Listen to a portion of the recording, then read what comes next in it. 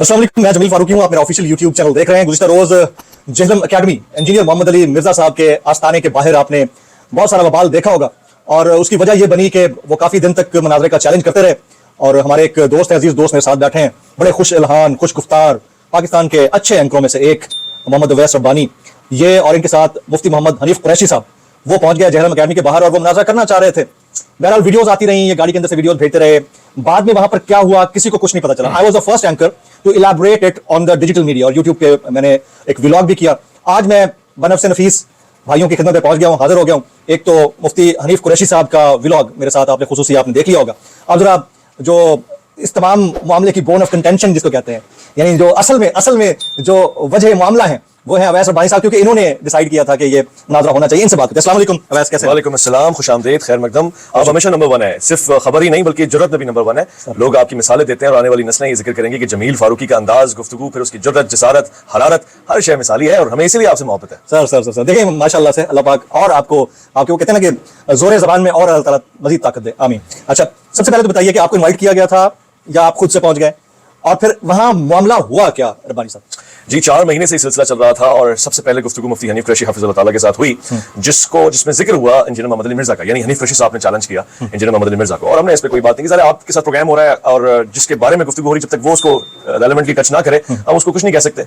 हाँ, फिर इंजीनियर साहब ने अपने प्रोग्राम में कहा कि जी अवैस रब्बानी साहब आपने चूंकि मुझे डिस्कस किया है और वहां पे हनीफ कुरैशी साहब ने डिस्कस किया, लिहाजा मेरे साथ आप प्रोग्राम करें, हमारे पास आए। तो हमने जी मोहब्बतों के साथ कबूल किया, खुद कराची से उठे, जलम गए, उनके साथ प्रोग्राम हुआ। तो उन्होंने हनीफ कुरैशी साहब के जवाबात सारे रिकॉर्ड करवाए, हमारे प्रोग्राम में नशर हुए। फिर हम उन जवाबात को लेकर फिर मुफ्ती साहब के पास आए और इस तरह ये सिलसिला काफी दिनों तक चलता रहा। अच्छा, बहुत से लोग ये सोचते हैं कि जी बड़ा मजा आ रहा होगा, ऐसा नहीं है। हम बल्कि रुल रहे थे, अगर एक तरफ जा रहे हैं वीडियो बना रहे हैं, दूसरी तरफ हमने अपने तौर से जो सही तरीका था वो तजवीज किया कि दोनों को साथ बिठाते हैं और साथ गुफ्तगू करवाते हैं। फिर हमने दोनों के साथ ज़ाहिर दरखास्त शुरू कर दी कि आप साथ बैठें, साथ बात करें, चाहे तो ऑफ कैमरा कर लें और अगर ऑन कैमरा करना चाहते करें। मैं 6 साल से उलमा को साथ बिठाने में कामयाब हुआ हूं, मुख्तलिफ मकात पे फिक्र के इख्तिलाफ रखने के बावजूद साथ बैठना चाहिए। यानी ये तो हमारा खासा है कि जी हम इख्तिलाफ जरूर रखते हैं मगर बैठ के इख्तिलाफ को हुस्न इख्तिलाफ से, हुस्न अदब से डिस्कस करते हैं। अपने मसले के लिहाज से बता देते हैं, मसले का हल बता देते हैं। यही तरीकेकार है। बस यहाँ पे मैंने ये सोचा कि मैं इंजीनियर साहब से रिक्वेस्ट करूं कि अली भाई आपसे हमारी दोस्तियां सलामत रहे, आपका काम सलामत रहे, आप मुफ्ती हनीफ कुरैशी के साथ बैठे। और चूंकि आपने खुद वाहिद आदमी जिसकी आपने तारीफें की, इमामुल मनाजिर का है, पानी नहीं पीने देता, ये सारे जुमले आपने उसको रेकमेंड किया कि ऐसा आदमी नहीं है मनाजिर के हवाले से, तो स्ट्रॉन्ग आदमी का इंतखाब करता है। उन्होंने कहा बस एक बात है, लिखवा के ले आए। और हम भी इस बात पे कायल हो गए। हमने कहा नहीं मुफ्ती साहब, जब तक आप लिखवा के नहीं लाते ना, हम खुद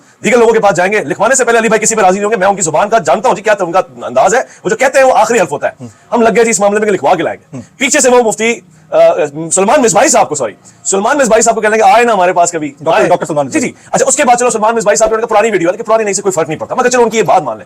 मुफ्ती मुनीर चिश्ती के साथ उन्होंने बैठ के इल्मी मुबाहिसा कर लिया। क्यों जी? जिसकी आप तारीफें कर रहे हैं कि वो मनाज़रे में पानी नहीं पीने देता, उसके साथ इल्मी मुबाहिसा क्यों नहीं कर रहे? तो मैंने ऐसा सहाफी ये क्वेश्चन रेज किया बहुत प्यारे अंदाज से, लाइट वर्जन में, कि इंजीनियर साहब अखलाकी दबाव ये है कि मैं जब आपने कहा लिखवा के लाए तो मैं लिखवाने में लग गया, इधर आपने किसी के साथ इल्मी मुबाहिसा कर लिया है, तो अभी आप पे जोर पड़ता है कि आप बैठे उनके साथ, प्यारे माहौल में बैठे। उस दिन से वो नाराज हो गया, सुबह 9 बजे कॉल करके मुझे डांटना शुरू हो गया, जी ये है वो है ये है वो है।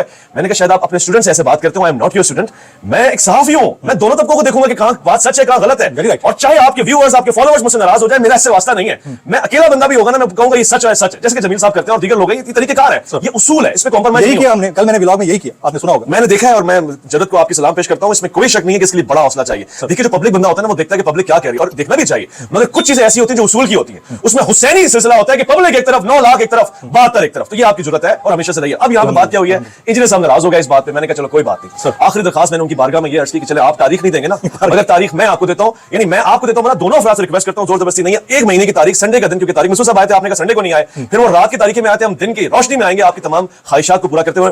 ये बात सारी हो गई, तारीख मैंने दी। मुश्किल कहां से थी तारीख का एक्सेप्टेंस? मुफ्ती साहब की तरफ से, क्योंकि इनके प्रोग्राम्स थे जहां जिस बारगाह से ये दावा हुआ कि टाइम क़यामत तक है, उससे तारीख लेना मुश्किल नहीं। तारीख एक्सेप्ट हुई वहां पे जी, उन्होंने कहा टाइम क़यामत तक है। अच्छा, जब दिल करे आ जाए, ये तो बात खुली होगी, ओपन हो गया। मसला खाली लिखवा के आने का था, जो रूल उन्होंने खुद तोड़ा है उसूलन। मसला तारीख का नहीं था, टाइम क़यामत तक था, वो अलग बात है कि 26 नवंबर को क़यामत आ गई और ऐसी आई कि सबने देखी। अच्छा, उसके बाद भी बड़े दिलचस्प सिलसिले हुए।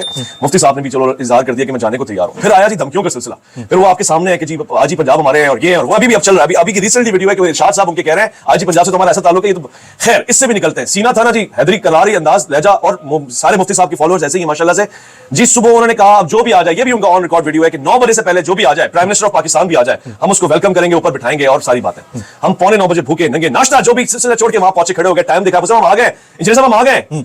अच्छा, इंजीनियर साहब के अपने जुमले थे कि दूल्हा नहीं राजी, बराती नहीं राजी, बराती आना चाह रहे हैं, दुल्हन नहीं राजी। हमने कहा जी दूल्हा भी खड़ा है, बराती भी आए, वकील भी लेके गए, गवाह भी लेके गए, काजी भी लेके गए, और लोग भी वहां थे, और सारा सोशल मीडिया देख रहा था। नहीं आई तो दुल्हन बाहर नहीं आई, क्यों नहीं आई, और सारी बातें एक तरफ। मैं तो जमील भाई पहली बात करूंगा ना, मैं आलिम नहीं हूं, मैं तो तालिब इल्म हूं। माशाल्लाह, अच्छा। आलिम तो बेसाथ लाया था ना, उसके साथ आपने इल्मी गुफ्तगू करनी थी और इल्मी खिलाफात रखने थे, और वैसे भी वेलकम कर लेते। वेलकम करते यार। सबसे बड़ा मसला अखलाक का था, इल्म का नहीं था। 26 नवंबर को इल्मी शिकस्त जो होनी थी वो हुई, अखलाकी शिकस्त हुई अली भाई की। कैसे?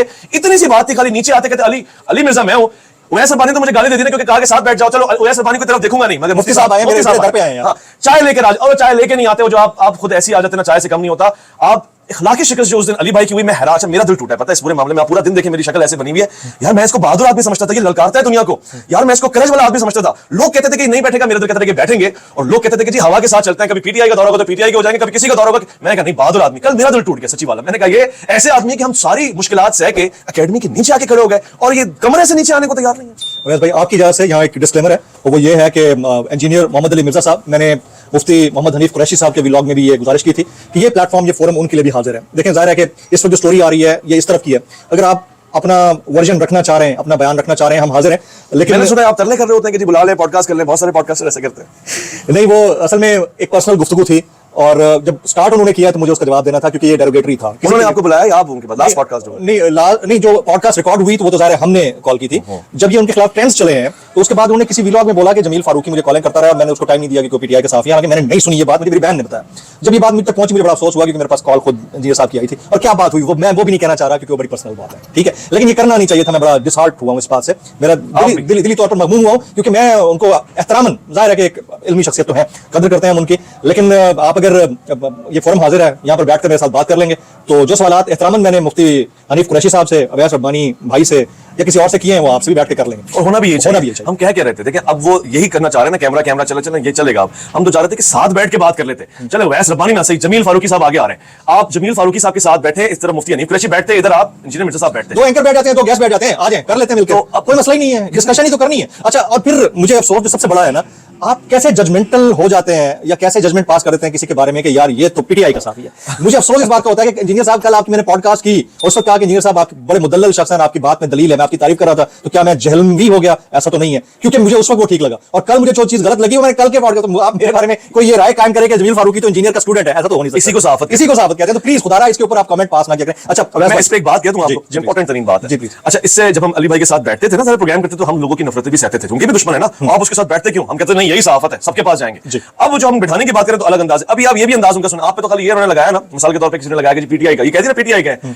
अच्छा, ये तो चलो सियासी मसला है, हमारा वो ईमानी मसला बना देते हैं। हम अगर किसी साहिबे विलायत के सामने खड़े हो जाए ऐसे करके, इज्जत के साथ उसका एहतराम करें, हमें कबर परस्त बना देते हैं। अभी मुझे उन्होंने कबर परस्त बनाया हुआ है। एक और चीज, ये पीटीआई का साफी है, और ये तलत हुसैन साहब है, वो गैर जानिबदार है। तो भाई फिर जो नून लीग के साफी है उनका भी तज़किरा करो ना, ये बड़ा अफसोसनाक है। अगर आपको लगता है, अगर आप इसको इस तरह टर्मिनोलॉजी के साथ डिवाइड करना चाह रहे हैं, तो फिर डिवीजन प्रॉपर होनी चाहिए। ये जाती है कि एक को आप जानेदार कह दें, एक को आप जानेदार कह दें। अच्छा, अगर आप पीटीआई के साफी है ना, तो मेरे ख्याल एक चैलेंज उन्होंने आप लोगों को, उनको बड़ा एक मजा आता है चैलेंज करने में। उन्होंने ये कहा है जी, पीटीआई वाले सारे आ जाएं चुन के और मंजी ठुकवा के चले जाएं। जी 26 नवंबर को अपनी टूटी मंजियां आपके पास लाए थे, आपने कारखाना ही बंद कर दिया अपना। ये कैसा मंजी ठोकने का कारीगर? अच्छा वैसे भाई, अब आपसे अगला सवाल ये है कि आप लोग वहां से आ गए, वहां जो होना था हो गया, उसको हमने भी रिपोर्ट कर दिया, अभी आपका इंटरव्यू भी जा रहा है। उसके बाद कोई रिएक्शन आया है उनकी तरफ से, कोई कॉल आती है या कोई बात कि यार गलती हो गई, आइंदा के लिए रख लेंगे? ये मर्दों का काम है, दुल्हन कहां ऐसा करती है? दुल्हन तो खामोशी से शर्मा जाती है, जो कर रही है कल से।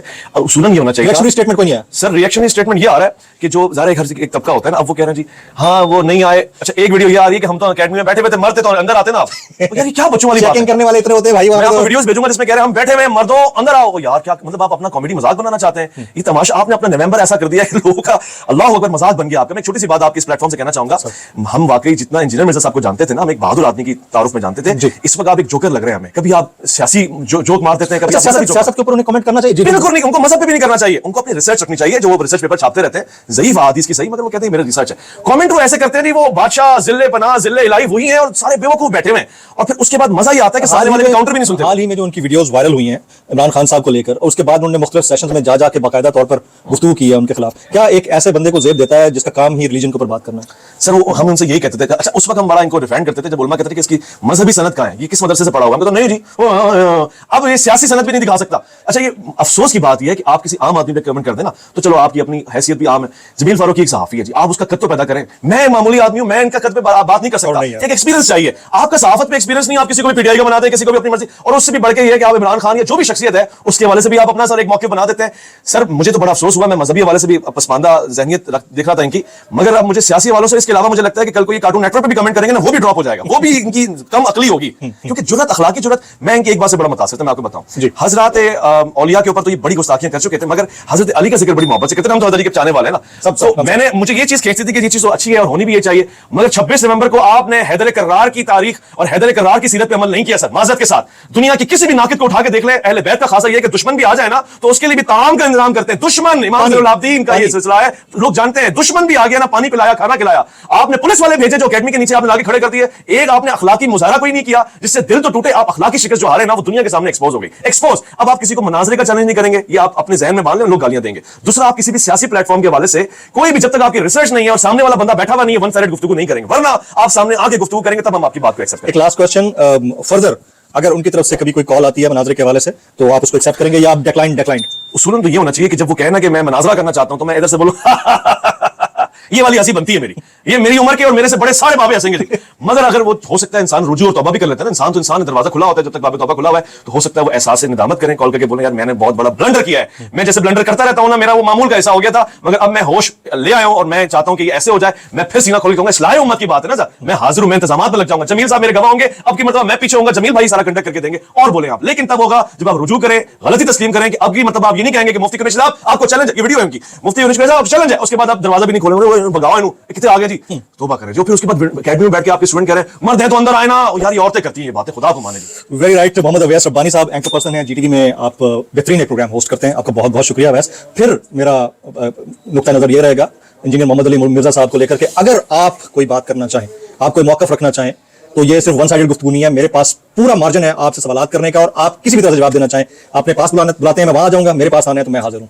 मैं एक बार देना चाहता हूं आप लोगों को, इनके लिए नहीं है, मर्द मुजाहिद वो होता है जो हर दिन कोई मुसीबत देखता है मुस्कुराहट के साथ।